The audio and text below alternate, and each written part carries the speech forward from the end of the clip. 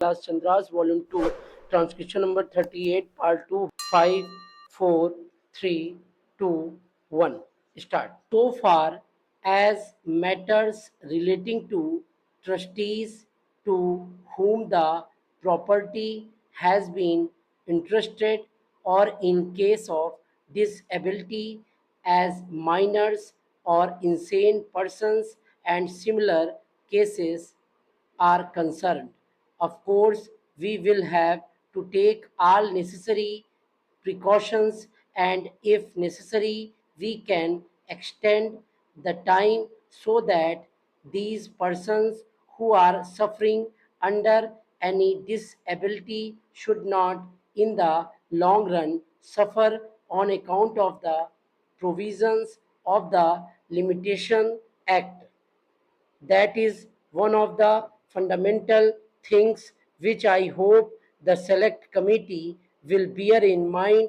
Apart from these two considerations, the other consideration that I will place before the select committee is relating to property, whether it is on the basis of contract or otherwise. I am glad that they are trying to very much simplify things by including definite categories into a simple form. Similarly, by including petitions in applications, they are trying to cover up a bigger scope and all these details. I need not go into at this stage, but I would request that they get the time reduced rather than extend it.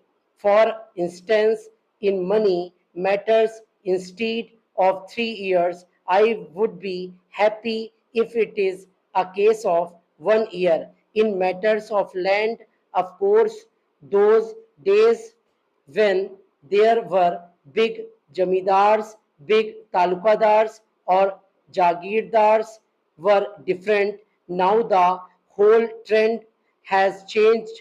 If at all litigation is confined to commercial matters where everybody is alert, the circumstances do demand, and if there is anything wrong, if somebody wants to claim something from the other party, it is no use sleeping over it. So the period of limitation should be considered in all these matters from this angle, that so far as possible let the litigation be introduced, or let the suit be filed as early as possible, and accordingly the disposal could also be done. So I would request the select committee to take the changed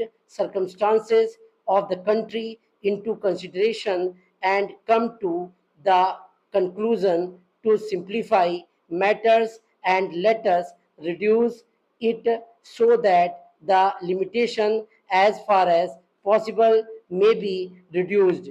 We know that protected disputes go on, as I have just pointed out, which give rise to different interpretations, as is evident from the Law Commission report, and the different high courts have taken different views on certain matters.